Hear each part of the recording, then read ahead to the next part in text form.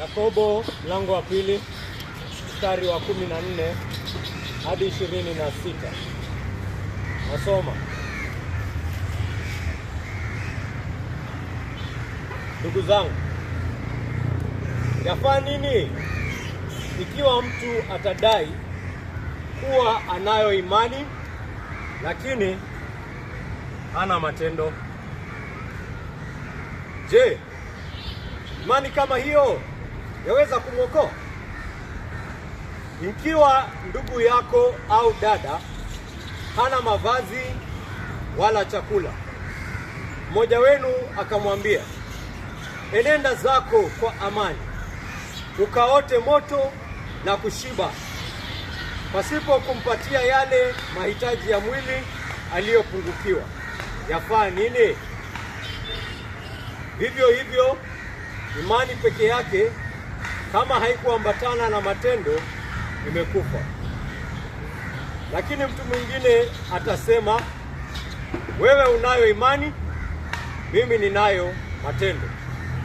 Nionyeshe imani yako pasipo matendo, nami nitakuonyesha imani yangu kwa matendo. Unaamini kwamba kuna Mungu mmoja? Vyema, hata mashetani yanaamini hivyo na kutetemeka. Ewe mpumbavu! Je, wataka kujua kwamba imani bila matendo haifai kitu? Je, Abrahamu baba yetu hakuhesabiwa haki kwa kile alichotenda alipomtoa mwanawe Isaki madhabahuni? Unaona jinsi ambavyo imani yake na matendo yake vilikuwa vinatenda kazi pamoja, nayo imani yake ikakamilishwa na kile alichotenda. Kwa njia hiyo yakatimizwa yale maandiko yasemayo, Abrahamu alimwamini Mungu na ikahesabiwa kwake kuwa haki, naye akaitwa rafiki wa Mungu.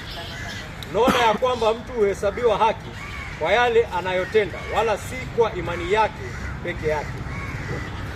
Vivyo hivyo hata Rahabu yule kahaba hakuhesabiwa haki kwa yale aliyotenda alipowapokea wapelelezi na kuambia waende njia nyingine. Kama vile ambavyo mwili pasipo roho umekufa, kadhalika nayo imani pasipo matendo imekufa. Amina. Amen. Amina. Nashukuru sana kwamba leo tumekuwa na wageni wengi. Nashukuru sana kwamba tumepatana hapa na leo ambao hawajakuwa nasi hizi siku ambazo zimefuata. Na ndio maana huwa hata tukihubiri mfululizo wa mahubiri, ndio huo mfululizo, yule ambaye anakuja wiki baada ya wiki na yuko makini, hayuko hapa kusikia tu alafu atoke hapa na hakuna neno ambalo limesemwa limefanya nini? Limepenya katika moyo, au limepenya katika moyo na akatoka pale nje akafanya nini? Hakulitia maanani, hakuliwaza, hakufikiria hayo maneno ambayo yamesemwa yananiadhiri kivipi, yana umuhimu wowote kwa maisha yangu? Je, yananifunza kitu chochote kuhusu maisha yangu? Je, yananihimiza kufanya jambo lolote? Je, inanionya dhidi ya njia yoyote fulani? La sivyo basi, mbona ukasikiza mahubiri? Mbona ukakaa chini hapo ukasikia? Mbona ukakutumia muda wako ukaketi? Mimi nikakaa hapa ni kama kwamba na ropoko. Utakuwa umepoteza muda wako, lakini sitasema umepoteza wangu.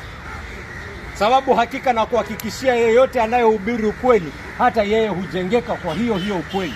Jinsi ambavyo mwalimu huelewa jambo ambalo analifunza kwa kulifunza. Utakuwa umepoteza wakati wako. Ni muhimu kutilia maanani yale ambayo tunafunza. Na tumekuwa tukifanya mfululizo hapa wiki 2 ambazo zimepita, na lengo la mfululizo huu tulisema ni kwamba kufunua watu akili kwamba kuna imani butu. Kuna imani butu. Kwanza watu watambue kwamba kuna kitu kama imani butu. Lazima uwe na imani ili kuokolewa. Lakini njia ya wokovu ni kupitia imani, kumwamini Yesu Kristo. Lakini kuna imani butu. Waelewa nikisema butu?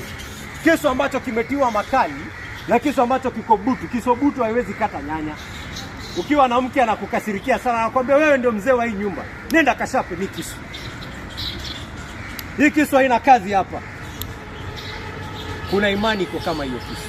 Hakuna kitu inafanya. Hakuna kitu inakata. Ni imani bure. Tukaonyesha mfano katika Biblia na tukaona kweli kweli kwamba Yesu Kristo pia anafunza jambo kama hili. Kwa hivyo Mkristo yeyote atambue kuna kitu kama hiyo. Kitu ambacho Mkristo wa kweli atafanya ni kufanya nini? Akisikia Biblia inafunza kitu kama hili, atafanya nini? Atafanya nini?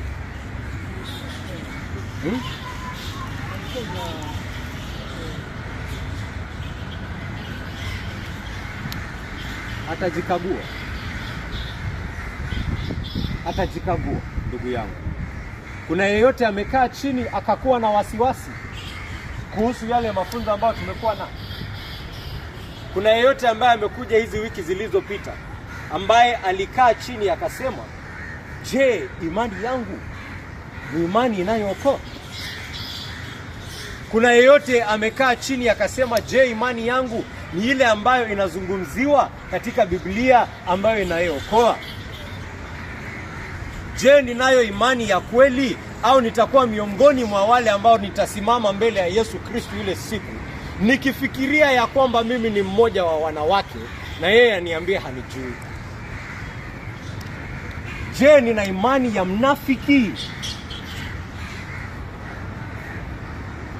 Umejikagua kutumia Biblia ama umekaa chini ukatosheka jinsi wewe ulivyo? Wanafiki wanaoongolewa katika Biblia ambao ndio walikuwa maadui wa kwanza kabisa wa Yesu Kristo walikuwa Mafarisayo. Mafarisayo walikuwa watu wa dini.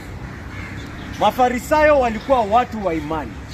Lakini unafiki wao unaonekana katika wao kutofanya nini? Kutotaka kujikagua.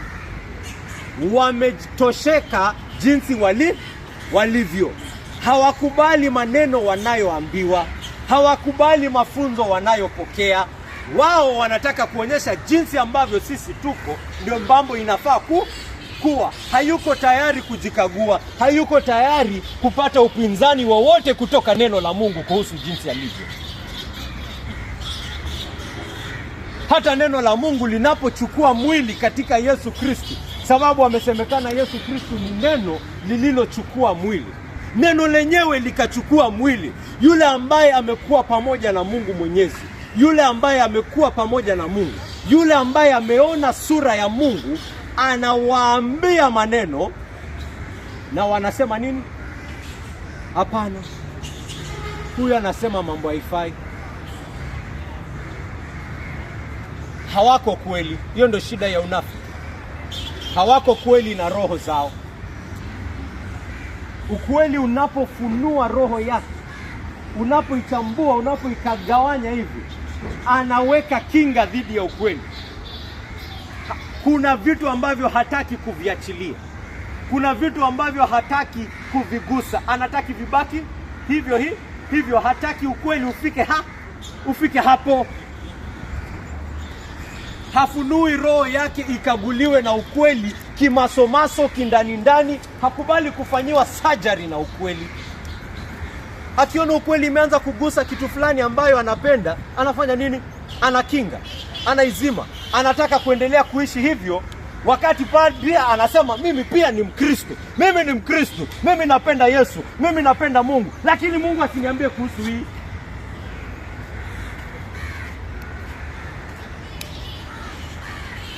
Anataka kuishi, anataka kupata the best of both worlds. Anataka utamu wa ulimwengu na anataka utamu wa Mungu. Anataka yote. Kwa hivyo Mungu akianza kuenda sana, anafanya nini? Anazima, anafunga mlango, anasema hey, unaenda sana wewe Mungu. Hii ni area ya raha za dunia bwana.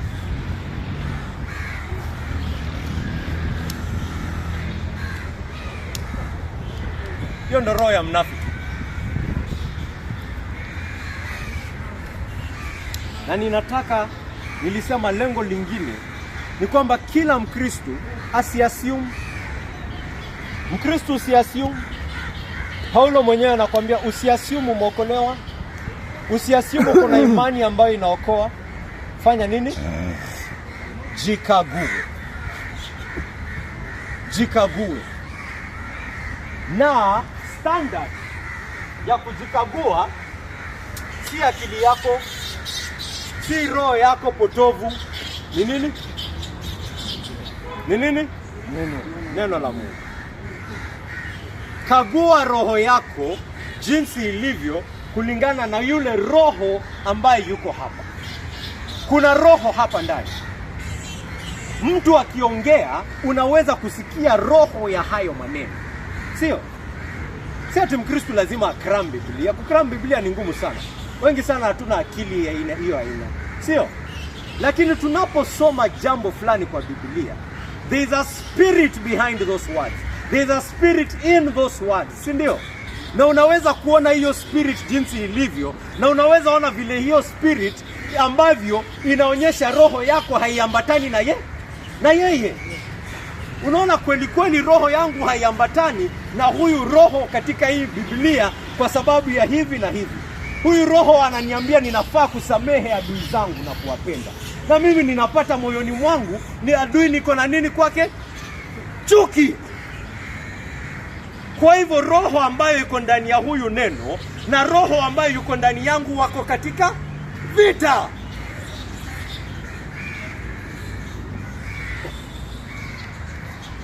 Unakubali neno akuchambue. Unakubali neno akuangalie. Unakubali neno akukague, akuonyeshe ugonjwa uko wapi.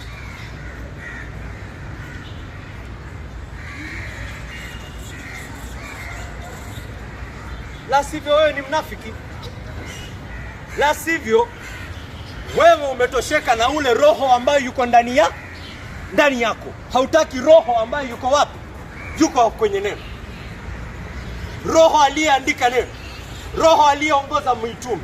Roho aliyeongoza Yesu Kristo mwenyewe. Hautaki maneno yake. Umetosheka na yule roho ambaye anakuongoza wewe. Nataka Wakristo wajikague na neno. Nataka Mkristo angalie neno la Mungu na aseme, je, mimi ni mnafiki? Je, nina hii imani inayookoa? Je, ninamjua Mungu? Si imani ya kusema tu. Yesu Kristo anatuonya kuhusu hii. Kuna wale ambao wako na imani ya kusema. Kila mtu anajua yeye ni Mkristo kwa sababu yeye utangaza. Yeye uongea. Akisikia mtu yoyote akisema Yesu Kristo si Bwana, Yesu Kristo si mwana wa Mungu, yeye ndo wa kwanza kufanya nini?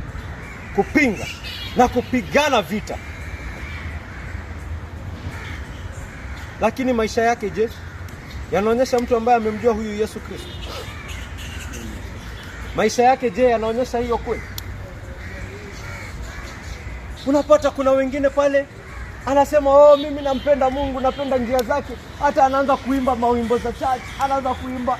Akisikia mtu amekuja hapa ati anasema yeye ni mtu wa church, anaanza kuimba mawimbo. How excellent is your name. Mawimbo anazijua zote. Lakini msikize anavyozungumza na watu. Sikiza anavyozungumza. Katili kabisa. Mchochezi. Kazi ni kuchocha watu wakosane. Kazi ni kuongea vibaya, kusengenya watu pale nyuma. Anataka watu wawe na ugomvi, anataka kukosanisha watu. Unashangaa huyu roho ambaye yuko katika neno la Mungu ndio roho anaongoza huyu mtu kweli? Huyu kweli ana imani inayookoa? Biblia itasema hakuna imani inayookoa inakaa hivyo. Na anaongea na atakuonyesha verses, akwambia imesema yeyote anayekiri kwa mdomo kwamba Yesu ni Bwana ameokolewa. Si mimi ninakiri. Si nimekiri na mdomo wangu. Hiyo verse inasema yule anayekiri na anayeamini katika moyo. Katika moyo. Na vile ambavyo inatumika hiyo kumaanisha moyo, yani kiini cha mtu. Anaamini katika kiini cha ubinadamu wake, utu wake, kwamba Yesu Kristo ni Bwana. Anaweza endelea kuishi vile anataka. Wewe anaamini katika roho kweli?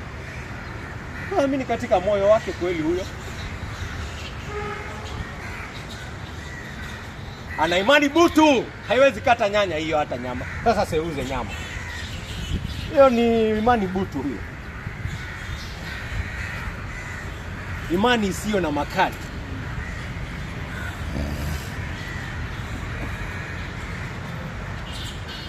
Na wiki iliyopita tulikaa hapa na nikahubiri nikasema imani hii ni mzao wa Roho Mtakatifu.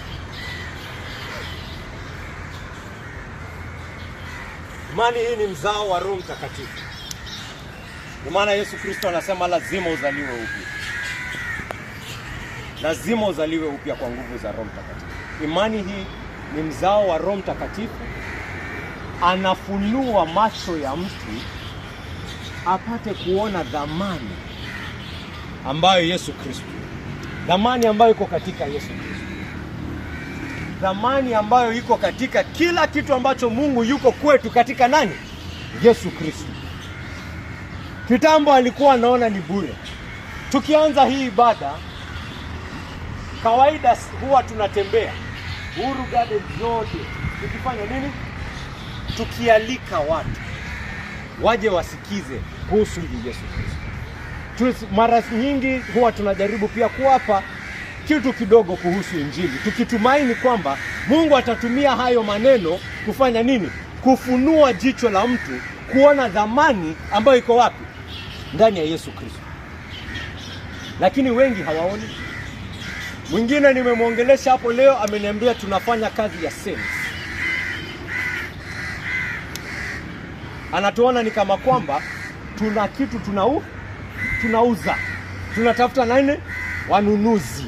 La hasha, ndugu yangu, ninajaribu kukuambia kitu ambacho bila hicho utakufa na utakufa milele. Ni kwa sababu nimekiona na ninaona wengine ambao hawana, moyo wangu unaenda na huzuni kwao. Moyo wangu unawalilia. Moyo wangu unawaonea huruma. Na ninajua kwamba hawatapata kuipokea isipo hili neno kufanya nini? Kuja kwao. Hawataamini bila kusikia. Lazima neno itafika kwao. Naomba Mungu, Mungu tutumie. Mungu, tumekuja kwako siku ya leo, tutumie Mungu wangu, tutumie kama chombo chako, mmoja apate kukujua. Mmoja okolewe kutoka huo moto wa milele. Mmoja Mungu wangu apate kujua uzima wa milele ambao umetujalia katika mwana wako Kristo Yesu. Mmoja tu Mungu wangu, tunakuomba, tunakulilia.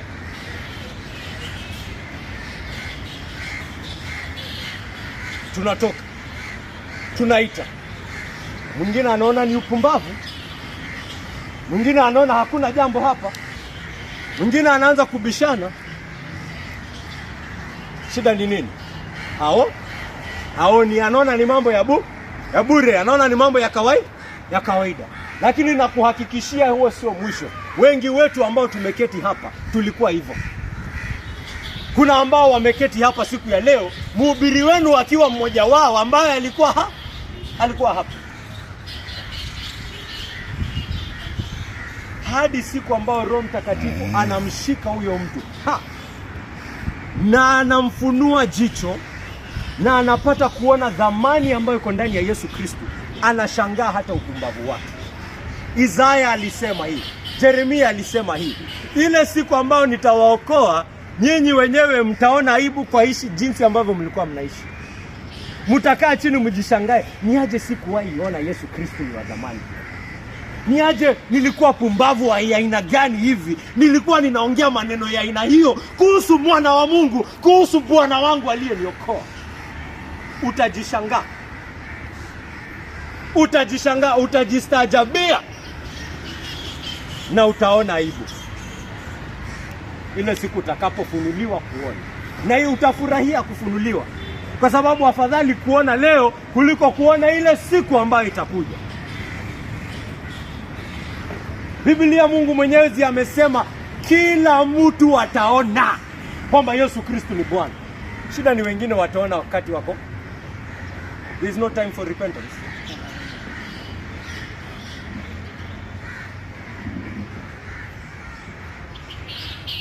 Kila mtu ataona. Sema kila goti litapigwa, kila ulimi utakiri.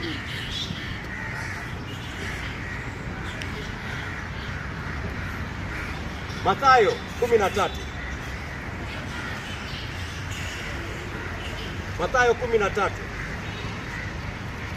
Mlango wa 44 hadi 46. Inasema hivi.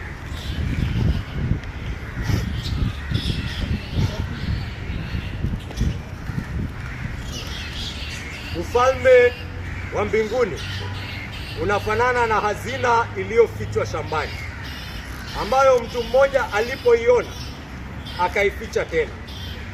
Kisha katika furaha yake akaenda akauza vyote alivyokuwa navyo, akalinunua lile shamba. Tena ufalme wa mbinguni unafanana na mfanya biashara aliyekuwa akitafuta lulu safi. Alipoipata lulu moja ya thamani kubwa, alikwenda akauza vyote alivyokuwa navyo, akainunua. Amen. Umeona imani inayookoa vile ambavyo Yesu Kristo ameongea inakuwa ngapi? Hiyo ndio asilia ya imani inayookoa. Hiyo ndio asilia ya imani inayookoa. Nakwambia kuna wanabiashara hapa ambaye anaweza angalia vile mambo iko, vile serikali imepanga mambo, aseme ardhi pale Dongo Kundu in 10 years itakuwa na thamani kubwa sana. Saizi pengine ekari inauzwa shilingi 50,000. Si ndio? Aseme hiyo ardhi katika in 10 years itakuwa na thamani nyingine crazy sana. Na kwa sababu amepiga hesabu zake kiekonomiki nini, kwa jamaa yuko tayari kutumia savings yake yote. Amekuwa akiweka savings. Aende achukue pesa yake yote yenye amekuwa akikusanya miaka 5 kule kwa benki, aitoe yote, aende kufanya nini? Kununua hiyo ardhi pale Dongo Kundu. Mwenzake anamwambia, kijana wewe pumbavu wewe, si ndio? Wewe bure kabisa, anakuambia wewe acha niache mimi na upumbavu wangu. Sio? Anasema niache mimi na upumbavu wangu. Wacha, si pesa ni yangu, si mimi nimesweat. Si mimi nimetumia. Wacha basi kama naitupa niitupe. Yuko tayari, anatumia pesa yake yote, ananunua ekari 20. Mtu anamwambia, "Guy, wewe umetumia hizo savings zako zote hivyo. Umewaste do." Yeye haoni hivyo. Anasema wewe fanya nini? Wewe tulia. Atakuja kuonekana baada hizo miaka 10. Hizo miaka 10. Miaka 10 sijui reli imefika wapi, sijui mji umesonga wapi, nini. Mji umeenea hadi uko Dongo Kundu. Sasa hiyo ardhi ambayo alinunua shilingi 50,000 imekuwa ekari moja ni 800,000, laki 8. Ataitwa pumbavu hiyo siku. Si hivyo ndio watu wanafanya? Si hivyo ndio wanabiashara wanafanya? Anaona dhamani fulani, na akiona dhamani mahali fulani yuko tayari kutumia mali yake yote ili apate hiyo kitu. Kweli si kweli? Yesu Kristo anaelewa kufunza watu. Anataka kukufunza kwa njia ambayo unaelewa. Anakuambia imani inayookoa ni yule ambaye amefunuliwa macho, akaona dhamani ya wokovu katika Kristo Yesu. Akaiona, akaitambua, na akasema niko tayari kupoteza nini? Kila kitu. Wacha ulimwengu unidharau. Wacha rafiki zangu wanidharau. Wacha nipoteze kazi yangu. Wacha nipoteze kila kitu, wacha waniite pumbavu. Investment yangu yote ninaiweka wapi? Hapa. Na inasemekana anafanya hivyo katika furaha yake. Yaani huyu ni investor, ameona hii ni sure bet. Hii si ya kubahatisha. Huyu mwingine anaweza kuwa hata na hofu, si ndio? Sababu mambo inaweza enda na inaweza kosa.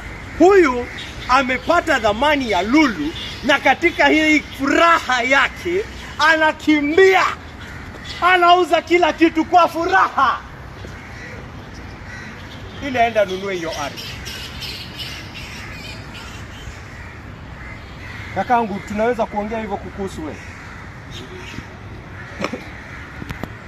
Tunaweza kuongea, unaweza kuongea hivyo kujihusu wewe mwenyewe, kwamba maisha yako katika Kristo Yesu, umepata dhamani katika Kristo Yesu, na katika kila kitu ambacho Mungu yuko kwetu sisi katika Kristo Yesu, ukaona hata ile siku inakulazimu kuishi nje ya huyu Yesu, kasema wacha iende. Wacha iende. Wacha niuze hiyo, lakini wapi? Hapa sitoki. Unakumbuka last week Yesu akitufunza jinsi ya kubeba msalaba wetu? Anakufunza akikwambia ukibeba huu msalaba ndio njia yako ya kuishi. Njia ya kuishi ni kukufa. Anasema yule ambaye anajaribu kuokoa maisha yake ndio anapoteza. Yaani kuna kitu kizuri, kuna hazina katika kubeba hiyo msalaba. Hatubebi msalaba tuteseke for the sake of it. It is because it is through that cross there is the way to life. Kwa hivyo anakuambia kama unataka kuishi, fanya nini? Kufa. Lakini kama unataka kufa, fanya nini? Ishi. Kwa hivyo wale ambao wanapigana wanasema lazima tufanye hivi, lazima tufanye hivi, lazima tufanye hivi ndio tupate pesa. Lakini anafuata njia ambazo zilimweka Yesu msalabani. Anajaribu kuishi. Anajaribu kuokoa maisha yake. Na katika kuokoa maisha yake atafanya nini? Atakufa, atayapoteza. Utayapoteza kakangu. Katika kujaribu kuokoa maisha yako utayapoteza.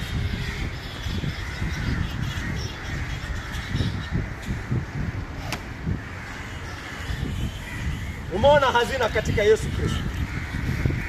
Umeona dhamani kubwa katika kumtegemea yeye. Tungeweza kukukagua mawazo yako. Tungeweza kukagua mipango yako. Vile wewe unaamka asubuhi na vitu unapanga. Tungeweza kukagua maamuzi yako. Vile ambavyo unafanya maamuzi. Je, itaonekana bayana kwamba umeona hazina katika Yesu Kristo? Sababu hiyo ndio itafanyika hiyo siku. Hiyo siku itaonekana waziwazi. Imani yako itaonekana katika matendo yako. Si umesikia Yakobo akikwambia? Kuna wengine wanatumia mafunzo ya Yakobo kukana nyingine ambayo tumefunzwa na Paulo kwa Warumi. Kusema kwamba hakuna kuhesabiwa haki kwa matendo, kwa imani. Kwa sababu Paulo anatufunza kuhesabiwa haki ni kwa imani, na imani peke yake. Katika kumwamini Yesu tunahesabiwa haki mbele ya Bwana. Alafu Yakobo anakuja anasema, unaona kwamba hawezi hesabiwa haki kwa imani peke yake. Ni kwa sababu Yakobo na Paulo hawaelewani. Si wako katika Biblia moja.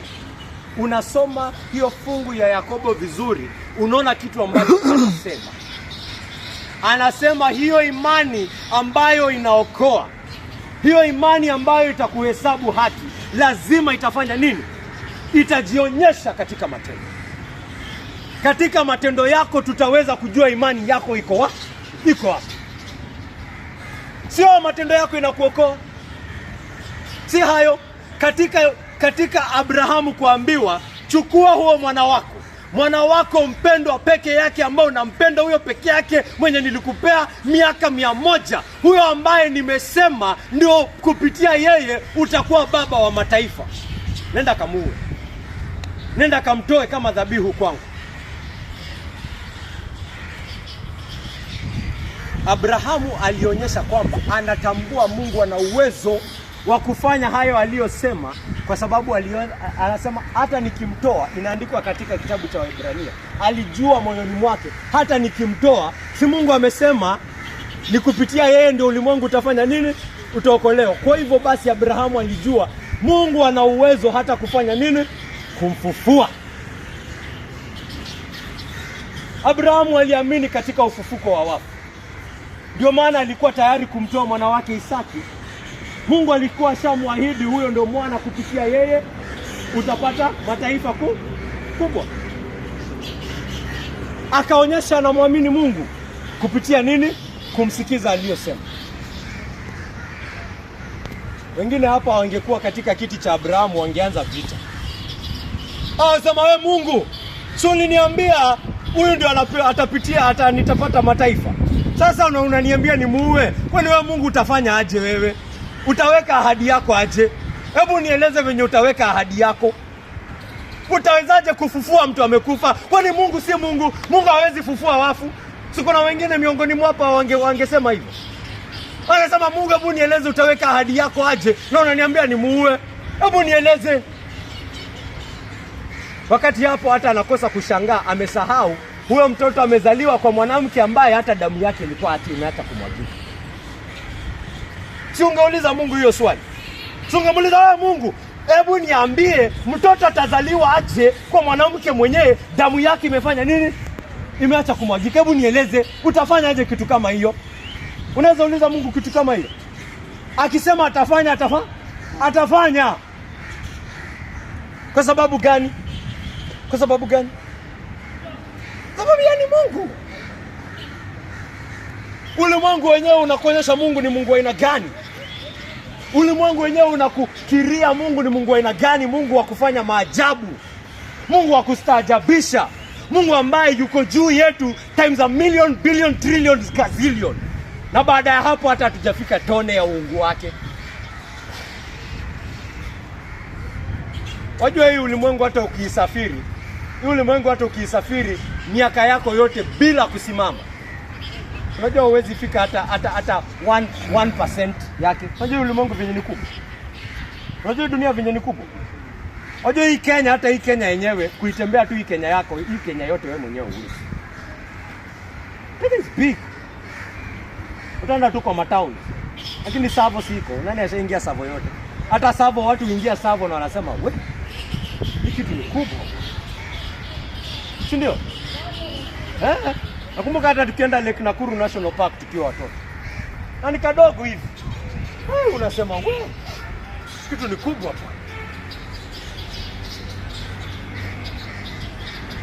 Hiyo ni ulimwengu tu. Wewe kaka mtu kadogo hapa.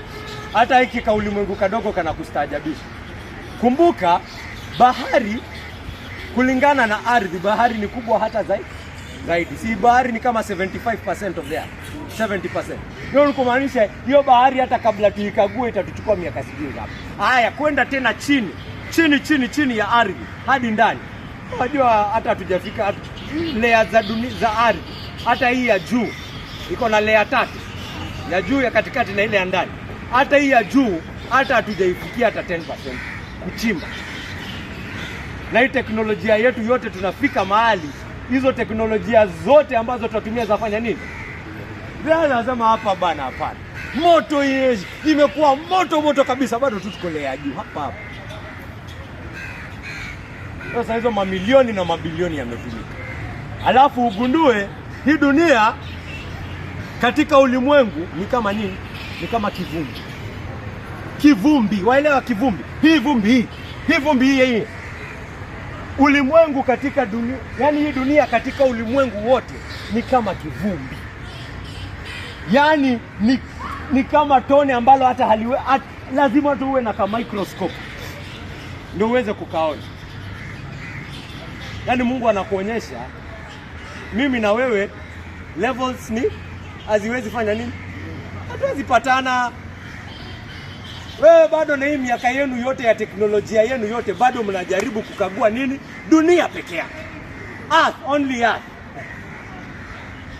Bado hata mjamaliza hii solar system yenu. Nini ni kama kivumbi.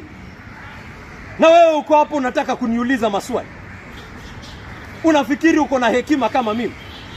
Unafikiri utanifunza?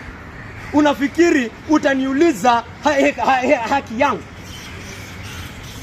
Wafikiri mimi na wewe tuko mandugu na madada hapa tunajadiliana mambo? Nieleze hii dunia iliwekaje? Nieleze hii bahari iliambiwa fika hapo na usipite hapo na nani? Nani anaiwekanga isimame hapo? Ni wewe. Unafikiri mimi na wewe tunaweza shindana?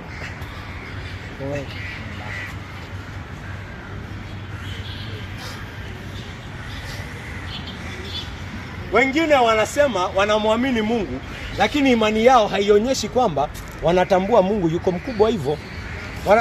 Vile ambavyo wanazungumza, vile ambavyo wanajadiliana, vile ambavyo wanasema maneno, unaona huyu ni mtu ambaye rohoni mwake anafikiria Mungu na yeye wako best friends. Ni watu wa kufanyiana utani.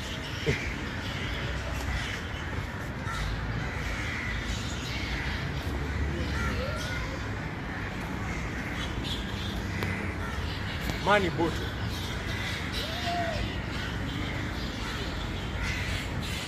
Unapokuja kwa Mungu katika Yesu Kristo,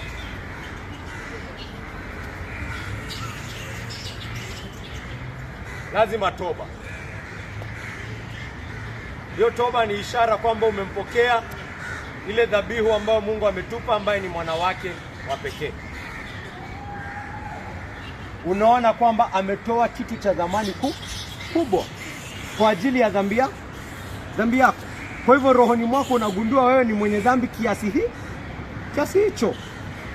Kwa hivyo yule ambaye anakuja kwa Mungu katika Kristo Yesu akisema mimi sina dhambi, hiyo ni imani ya wapi?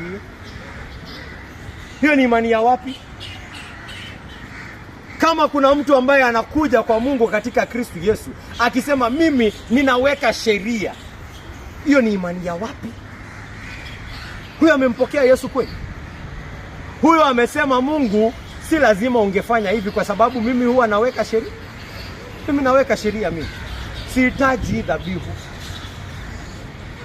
Imani ya kweli inayompokea Yesu inasema hakika hiyo kitu ambacho Mungu alifanya katika hekima yake kama Mungu ni kwa sababu alijua mtu kama mimi sina uwezo. Ndio maana akamtoa mwana wake wa pekee kwa ajili yangu, kwa sababu mimi sina uwezo. Mimi sina haki yoyote ndani yangu. Mimi sina usafi ndani yangu. Kwa hivyo hiyo kutubu ni ishara ya kwamba umepokea Yesu. Hiyo kutubu ni ishara ya imani yako. Wengine wanakuja kwa Yesu bila kutubu. Wengine wanakuja kwa Yesu kwa kusema tu. Unamaanisha nini umemwamini Yesu? Haujui kumwamini Yesu ni kuamini kazi aliyofanya msalabani. Haujui kuamini Yesu ni kuamini kazi aliyofanya msalabani. Kujitoa kama dhabihu kwa ajili ya wale wote watakaompokea.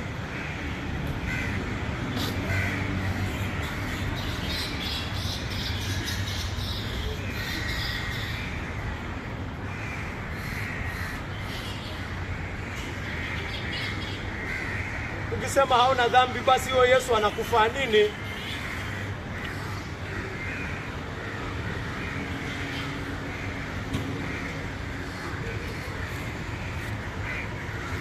Mwingine hapa anajiita Mkristo na anaishi katika dhambi tu.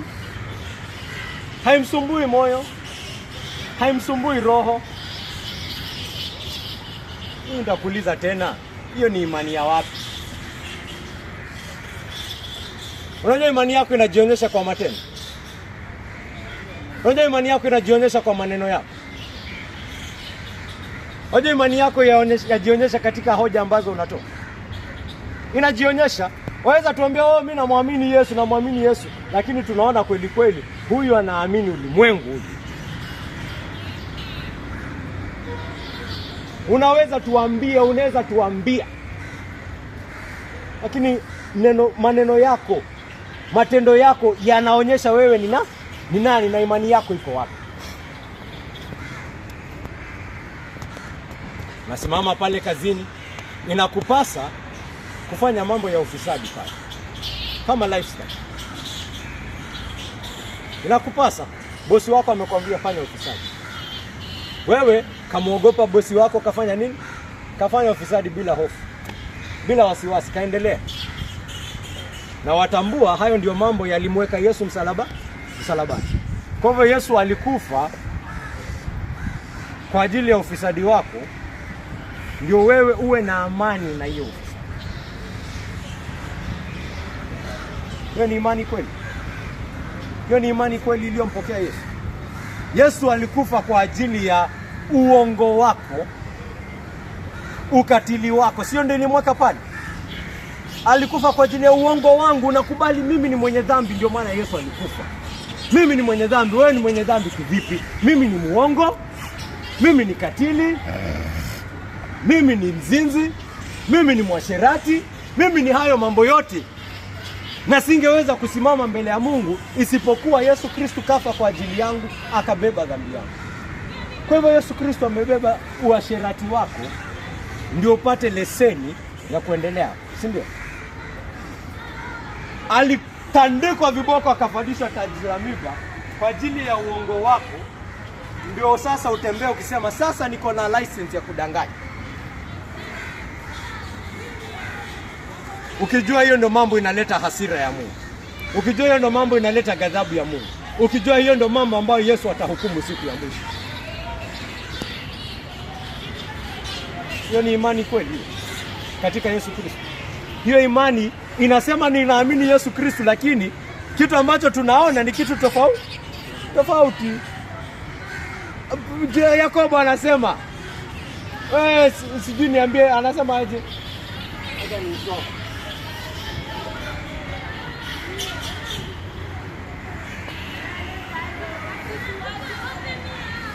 Nionyeshe imani yako pasipo matendo, nami nitakuonyesha imani yangu kwa matendo. Let my actions show you what I do. Nikiwa pale niachane hiyo kazi, nifukuzwe, mtu aniulize, kwani wewe ni pumbavu? Kwani utalipa aje bili? Umeacha kupoteza. Nimwambie, mimi ni kwa sababu Yesu Kristo alikufa kwa ajili yangu, siwezi kuwa na amani kuishi hivyo. Hiyo si njia ambayo ninaweza kutembea. Lakini utalipa bila aje? Nimepatanishwa na Mungu katika Yesu Kristo. Kwa hivyo yule ambaye aliniokoa amesema yeye ndio atanichunga. Imani yangu iko ndani yake. Niseme,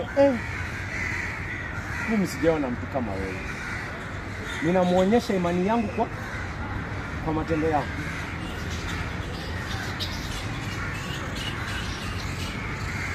Matendo yako yanatuonyesha wewe unaamini nini. Wewe katika kubaki pale unatuambia vitu kadhaa. Unatuambia number 1, huyu bosi ni wa kuogopa kuliko Yesu Kristo. Ya pili wasema, nikitoka pale nje sijui venye Mungu atafanya nini? Atanichunga. Sijui venye atanichunga. Kwa hivyo afadhali nishikilie hii, niokoe maisha yangu. Amen. Kwa hivyo tunaona imani yako iko wapi? Si tunaona imani yako iko wapi? Kupitia nini? Hiyo matendo yako hiyo. Kupitia hiyo maamuzi yako hiyo. Tunaona imani yako iko wapi? Na hiyo ndio Yesu Kristo anasema kila kitu kitaonekana hiyo siku.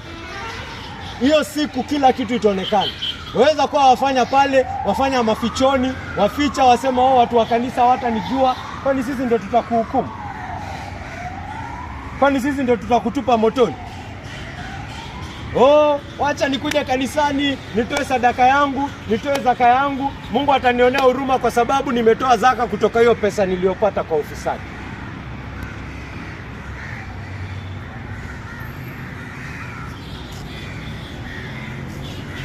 Tumeona imani yako iko wapi?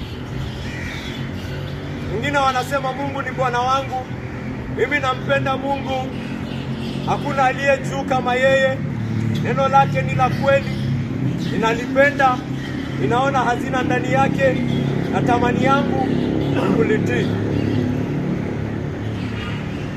Lakini unamfungulia neno la Mungu hapa, unamfungulia neno la Mungu pale, hataki kusikia, anabishana nalo, hataki kulifuata. Wewe imani yake iko wapi? Huyo anaamini Mungu kweli? Huyo anaamini kwamba neno la Mungu lina nguvu kweli? Huyo anaamini hekima yake kupitia maneno anayosema, kupitia mijadala yake, kupitia mienendo yake, tunaweza kuona imani ya huyu. Anasema haiko kwa Mungu, lakini maneno yake yanatuonyesha tofauti. Matendo yake yanatuonyesha tofauti. Yuko tayari kumuita Yesu Bwana, lakini hataki kufanya mambo Yesu anamwambia. Yesu anamwambia samehea adui zako, wapende waliokukosea, watendee mema, wapende. Anasema mambo kama hiyo mimi siwezi kufanya. Na anamuita Yesu Bwana wake. Wewe mwenyewe ukikuwa na house girl ama mfanyikazi katika kampuni yako, katika biashara yako, ambaye unamwambia fanya jambo na anaanza kubishana na wewe siku baada ya siku, utaweza kukaa na yeye kweli? Hauwezi. Anakuita bosi, lakini ukimwambia kitu hataki. Sasa Yesu Kristo ndio unataka kubishana na yeye, alafu unamuita Bwana. Na anakuambia fanya hivi na wewe hautaki. Unamwamini kweli? Wewe unamwamini kweli? Imani buti.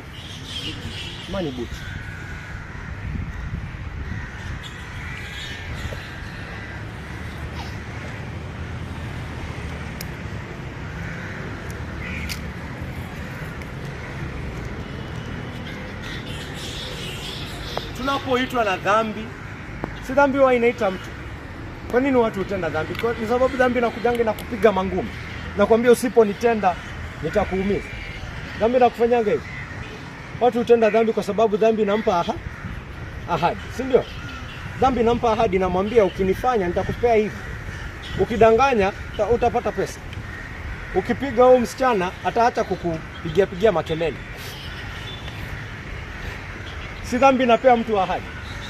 Na Yesu pia amekupa ahadi na amri. Ukitii dhambi, wewe ni mtumwa wa nani? Wewe ni mtumwa wa nani sasa? Mtumwa? Dhambi imekupea ahadi, si ndio? Na imekupea amri, kama inaweza peana amri.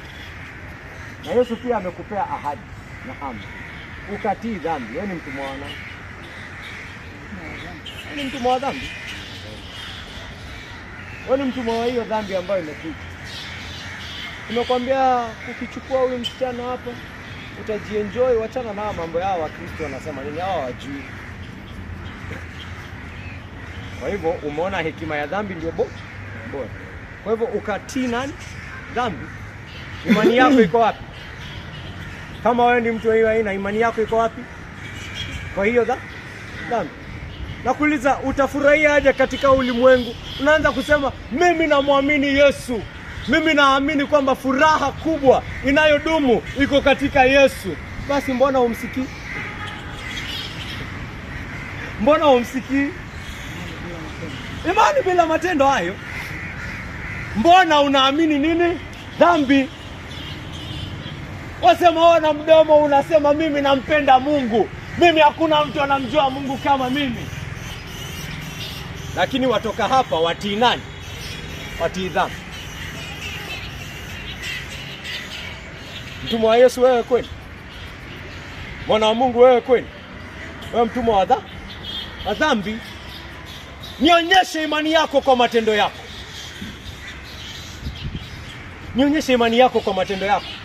Wacha nione venye unapata shida, venye unadilaje na mashida zako. Mwingine anasema mimi imani yangu ni kwamba nikiwa katika shida yoyote, yule Mungu ambaye alimtoa mwana wake wa pekee kwa ajili yangu ndiye ambaye atanisaidia. Nitamtumainia, nitamsikia. Haya basi, unafanya nini ukipatwa na shida? Unaanza kuwa mwizi. Wewe ambaye ameanza kuwa mwizi anaongojea Mungu kweli? Anangojea Mungu kweli huyo? Wewe angojee Mungu. yuko tayari kuvunja sheria za Mungu ndio apate hiyo chakula? Huyu anangojea Mungu kweli? Huyu anatumainia Mungu kweli? Nionyeshe imani yako kwa matendo yako.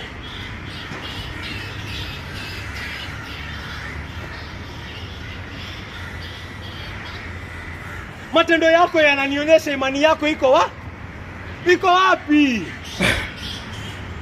Sauti gani katika kichwa chako ilishinda? Ulikaa chini kwa kichwa chako ukasema, huyu Mungu anakaa sana, nimechoka kungoja. Kwani kuna shida nikiiba tu kidogo tu? Mungu amesema usiibe.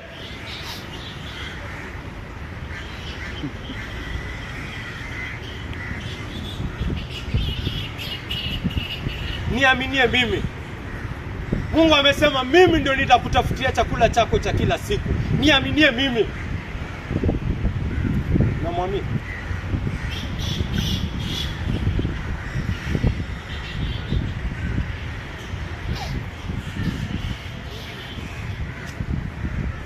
Imani yako itatuonyesha wewe ni nani. Hata useme na mdomo,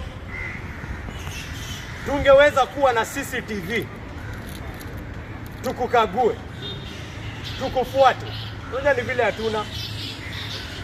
Lakini Mungu hatorokeki. Mungu hatorokeki. Anatujua inside out.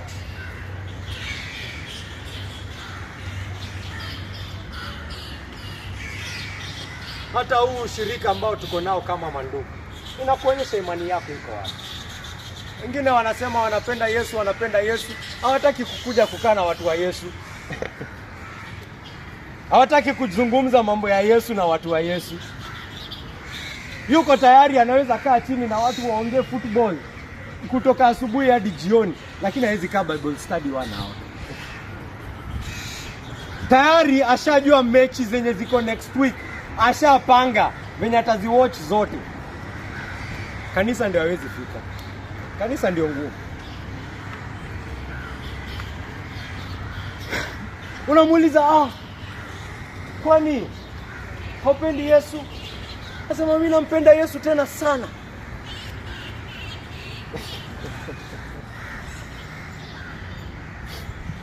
Ulisoma neno lake lini mwisho?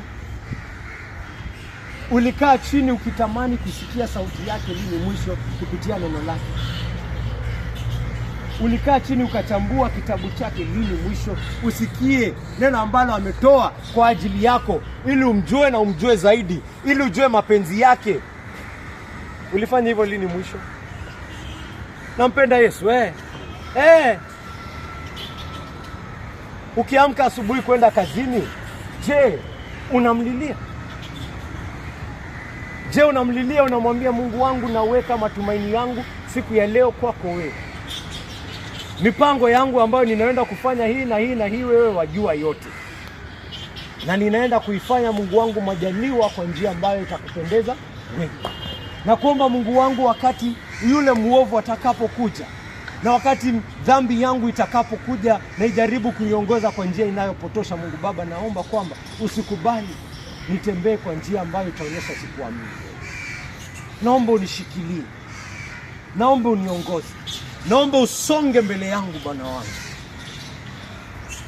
Wengine washaamka asubuhi na washafanya nini? Ashaanza biashara. Imani yake iko wapi?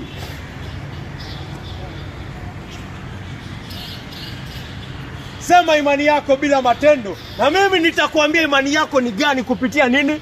Matendo yako. Mimi nitakuambia imani yako ni wapi kupitia na yale ninayofanya nini? Ninaona. Huyo anaamini Yesu anaweza msaidia kweli? Anaamini? Kama angeamini Yesu anamsaidia angefanya nini? Siangeomba. Siangelia asubuhi. Siangemwaga moyo wake. Lakini ni kwa sababu haamini, ndio maana maombi kwake si kitu. Imani yake iko katika nguvu zake. Hiyo ni imani inayookoa? Yakobo anasema la hasha, hiyo imani haiokoi. Hata akuwe leader wa kanisa, hata akuwe pastor wa Pendo Huru, hata akuwe mwinjilisti mkubwa kabisa ulimwenguni, Yakobo anasema hiyo ni imani butu, hiyo ni imani bure.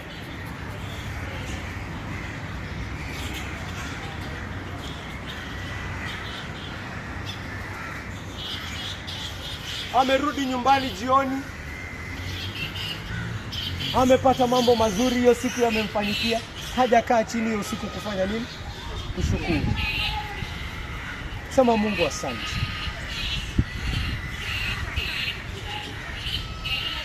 Anaamini Mungu kweli?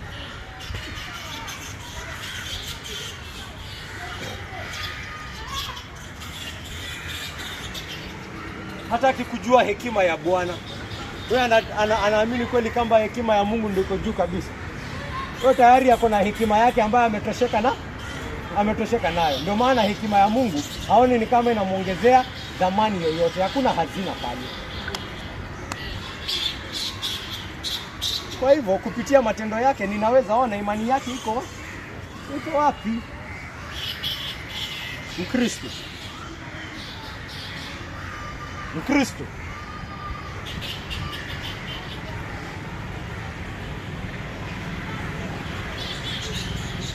Tusianguke katika heshima.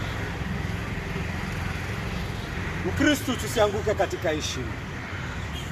Na kuhakikishia kila jambo tunalolitenda, kila jambo, kila neno linaonyesha imani yetu iko wapi.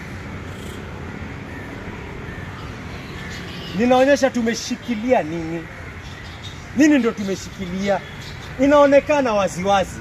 Kuna mwingine anakuja ananiambia, Pendo Huru ndio kanisa yangu. Pendo Huru ndio kanisa yangu. Sijamuona hapa miezi 6 imepita.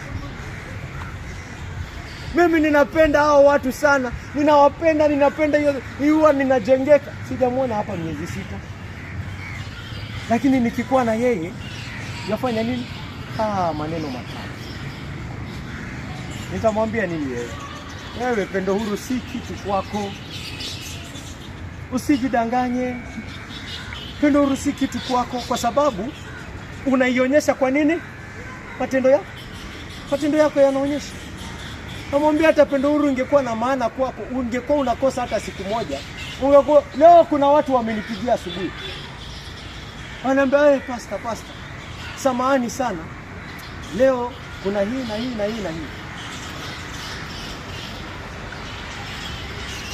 Na akikosa hii moja, hiyo ingine hawezi kosa. Hata ananiambia hata kama ni kibarua ama ni nini, siwezi kosa 2 Sundays na nini. Hata kama ni Mkristo mchanga, ninaweza ona huyu kuna kitu hazina ambayo ameipata hapa. Yuko tayari kusacrifice kila kitu kuhakikisha amekuja hapa kusikia neno la Mungu.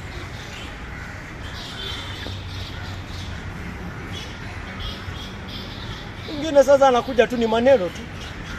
Namuuliza, unajua watu wangapi Pendo Huru? Hajui watu. Hajui hata mtu mmoja, anajua pastor na sijui nani.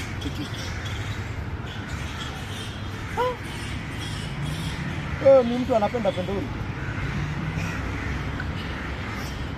Baba ndio huyo anasema, ninapenda familia yangu. Anapata pesa, yuko pale ameenda kulewa. Wewe anapenda familia yako? Wewe anajali familia yake? Ninajuaje? Matendo yake yananionyesha anajipenda yeye mwenyewe.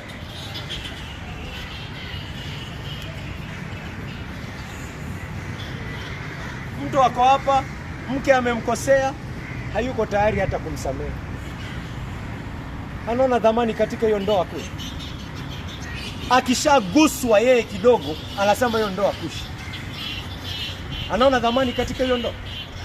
Hiyo ndoa alikuwa anaona ni kama chombo cha kumtumikia yeye mwenyewe. Haoni hiyo ndoa ni kama ni kitu kubwa kumliko yeye. Ninajuaje? Matendo ya. Ninajuaje Yesu Kristo amependa ulimwengu? Nimejuaje Yesu Kristo amependa ulimwengu? Matendo yake.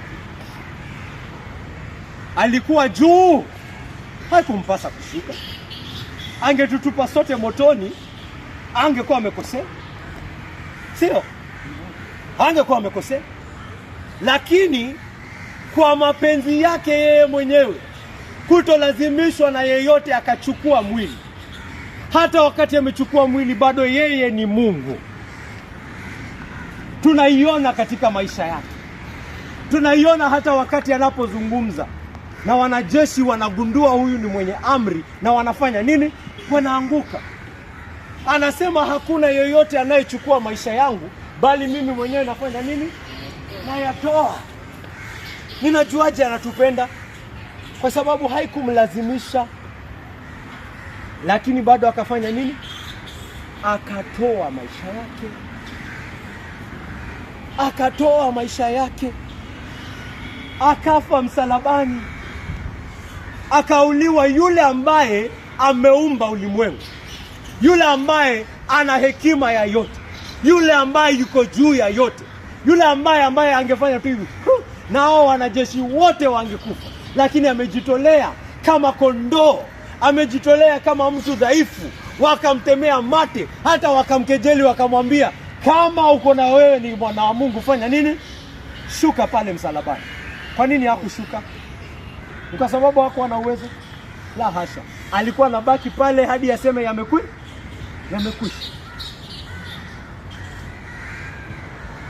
Alikuwa na uwezo wa kushuka pale, lakini akabaki pale hadi agundue yamefanya nini? Yamekwisha, na akasalimu roho yake. Yaani hiyo dhambi, hiyo hasira ya Bwana iishe yote, ili yeyote atakayemwamini asipotee. Ninajuaje Yesu Kristo amependa ulimwengu? Kwa matendo yake. Hakusema hao wamenikosea, kwenda mbali na wao. Hao wamenidharau, kwenda mbali na wao. Hakusema jambo kama hilo. Na angesema angekuwa amekosea.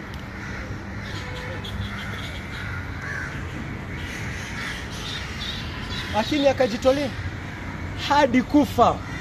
Hadi kufa. Yule ambaye ndio chanzo cha maisha kabisa amekufa. Hamuelewi ajabu kubwa hiyo ni gani? Ajabu kubwa sana. How can life itself do what? Die. Life, the source of life itself, died. He gave himself over to death because of you, son. How do I know he has loved you? Because of what he did. Kwa hivyo hata nikijipata katika shida, siwezi ongea chafu kuhusu Mungu. Ati ananidharau, ati ananionea, kwa sababu ya kuna kitu amefanya ambayo imenidhihirishia bila shadow of a doubt kwamba anafanya nini? Kwamba ananipenda. Because of what he has done. Kwa hivyo sasa nikianza kutomwamini, nikianza kumdharau, ninadharau Mungu ambaye amefanya kitu. Unajua yule mtoto mdogo ambaye umemfanyia mambo, umempeleka shule, umemsomesha, hajawahi lala njaa, alafu yoenda pale kusema babangu bure kabisa, babangu anipendi. Nani ana makosa pale? Baba ama mtoto? Nani ana makosa pale? Baba ama mtoto? Si mtoto, sio? Kwa sababu is a very unappreciated child. Anawezaje kaa chini aone vile babake yateseka, yafika nyumbani amechoka nini, anahakikisha mtoto amesoma nini, na hakuna hata asanti. Ni nini? Kuropokwa tu, kuongea uchafu tu. Sisi tunasema baba wote ambao wanasomesha watoto wao ni wazuri. Kuna wengine wanafanya hivyo ili waweze kupata leseni ya kufanya mambo. Sio? Tunachukua tu mfano. Huyo mtoto haoneshi shukrani yoyote. Ile siku baba anakosa pesa kidogo, yuko tayari kufanya nini? Si unaona? Si unaona baba bure kama huyu? amesahau yote ambayo baba ametenda. Hivyo ndo Mkristo huko wakati unaanza kuongea mbaya kuhusu Mungu ambaye ametoa mwana wake wa pekee ili wewe usipotee. Kuna kitu amefanya, kitu ambayo inafaa kukuhakikishia roho yake kwako wewe mwenye dhambi. Unasema umempenda. Unasema nimempenda kwa sababu yeye alinipenda. Mimi nakwambia tuonyeshe kwa nini. Acha ionekane kwa matendo yako.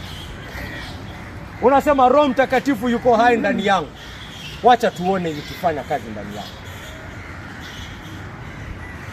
Unasema Roho Mtakatifu yaniongoza. Wacha tuone. Roho Mtakatifu haongozi watu kudanganya.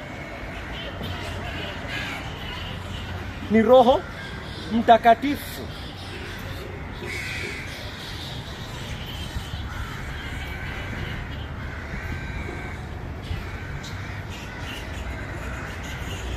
Wacha tuone nguvu yako dhidi ya dhambi.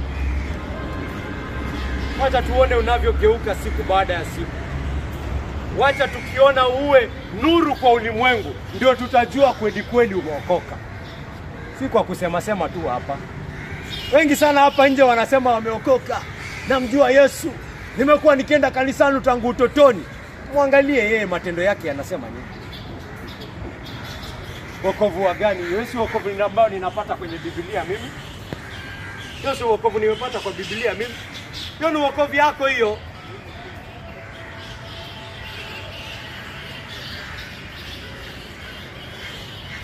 Nionyeshe imani yako kwa matendo ndugu yangu.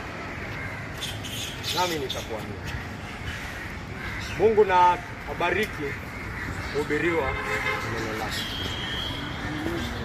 Mwenyezi Mungu wa pekee, asante sana siku hii ya leo kwa ile neno ambalo umetujalia Mungu Baba. Tumeweza kuipata, tumeweza kuisikia, tumeipokea. Naomba Mungu Baba kwamba umeitumia kuamsha waliolala, kuwarudisha wanaopotoka na kuwaita ambao hawaja kujua waje kwa imani ya kweli katika Kristo Yesu mwana wako ambao umemtoa kama dhabihu safi, amekufa na amefufuka na ameketi kuume kwako. Kwa jina tukufu la mwana wako naomba nikiamini.